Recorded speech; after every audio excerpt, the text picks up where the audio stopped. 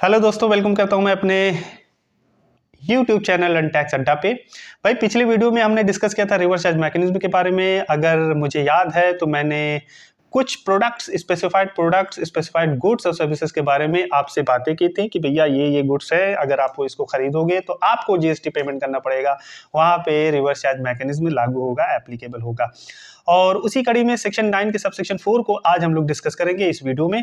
यानी कि दूसरा मैकेनिज्म ये है, रिवर्स चार्ज मैकेनिज्म का दूसरा कॉन्सेप्ट ये है, दूसरा सिनेरियो ये है कि भैया ये क्लास ऑफ रजिस्टर्ड पर्सन है। अगर आप रजिस्टर्ड पर्सन है, इस कैटेगरी में फॉल होते हैं, तो आपको, अगर आप इनसे, या आप ये कह सकते हैं इनसे सर्विसेज ले रहे हैं या इनसे माल खरीद रहे हैं, तो आप ही को जीएसटी पेमेंट करना पड़ेगा, आपको आरसीएम एप्लीकेबल होगा और accordingly by following the rules, by following the procedure of RCM आपको टैक्स पेमेंट करना पड़ेगा, डिपॉजिट करना पड़ेगा। तो चलिए फटाफट हम लोग डिस्कस करते हैं। देखिए, एक नोटिफिकेशन आया था, नोटिफिकेशन नंबर 13/2017, जो कि 28 जून 2017 को आया था। उसमें 16 कैटेगरीज बताए गए थे कि भैया इन से आप सर्विसेज लोगे या माल खरीदोगे तो अकॉर्डिंगली आरसीएम वहां पे रिवर्स चार्ज मैकेनिज्म एप्लीकेबल होगा। तो पहला फटाफट मैं डिस्कस कर देता हूं आपके सामने। पहला है जीटीए, गुड्स ट्रांसपोर्ट एजेंसी। अगर ये देखो, गुड्स ट्रांसपोर्ट एजेंसी का जो कॉन्सेप्ट है ना, बड़ा ही लेंदी है, बड़ा इंटरेस्टिंग है। तो इसको भी मैं अलग वीडियो में, मैं अपने देखिए, रिवर्स चार्ज मैकेनिज्म में हमारी ये दूसरी वीडियो है, और इसमें भी मैंने आपको बताया जीटीए, अगर आप जीटीए से सर्विसेज ले रहे हैं तो आप ही को आरसीएम वहां पे एप्लीकेबल हो जाएगा। तो जीटीए का कॉन्सेप्ट बड़ा ही लेंथी है, तो उसको नेक्स्ट वीडियो में मैं आपके सामने रखूंगा, तो मैं बहुत ज्यादा इसमें नहीं बोलूंगा। गुड्स ट्रांसपोर्ट एजेंसी से अगर आप सर्विसेज लेते हैं तो आपको टैक्स पेमेंट करना पड़ेगा।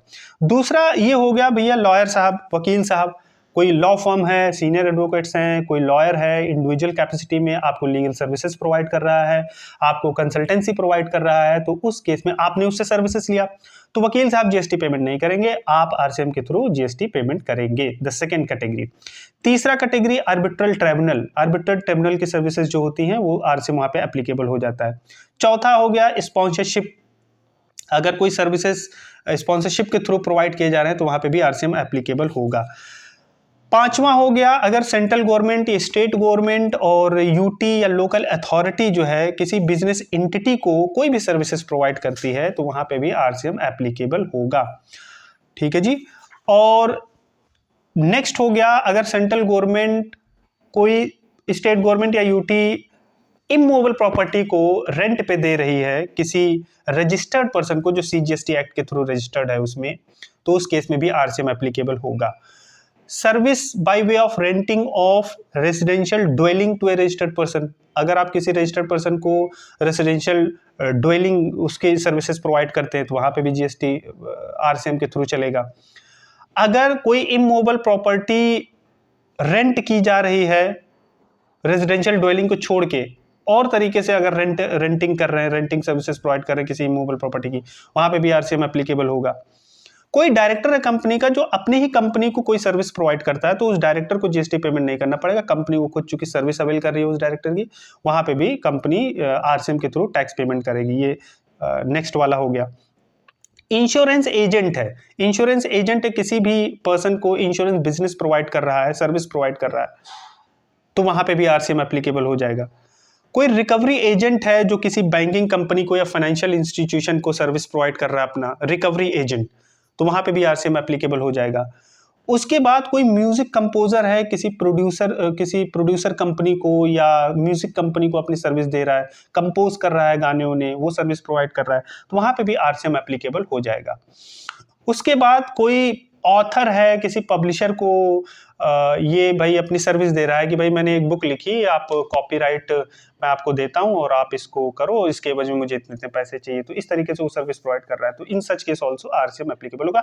लेकिन ऑथर के केस में देखिए, वो ऑथर भी टैक्स जमा करा सकता है, बशर्ते कि उसको एक डिक्लेरेशन देना होगा कि भैया ठीक है, I am interested to make the payment to deposit the tax, तो उस केस में फिर वहां पे फॉरवर्ड चार्ज के थ्रू ही चीजें चलेंगी, लेकिन आरसीएम यहाँ पे भी एप्लीकेबल हो जाता है। अगर ये मतलब ऑप्शनल है, ऑथर के ऊपर है कि वो फॉरवर्ड चार्ज से चलना चाहता है या रिवर्स चार्ज से चलना चाहता है। ओवरसीज कमेटी का मेंबर है कोई जो रिजर्व बैंक ऑफ इंडिया को सर्विस दे रहा है, ठीक है जी।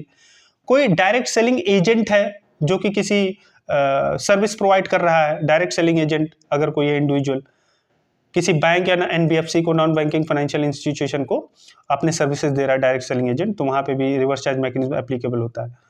कोई बिजनेस फैसिलिटेटर है जो बैंकिंग कंपनी को अपनी सर्विस दे रहा है, वहाँ पे भी RCM एप्लीकेबल हो जा रहा है।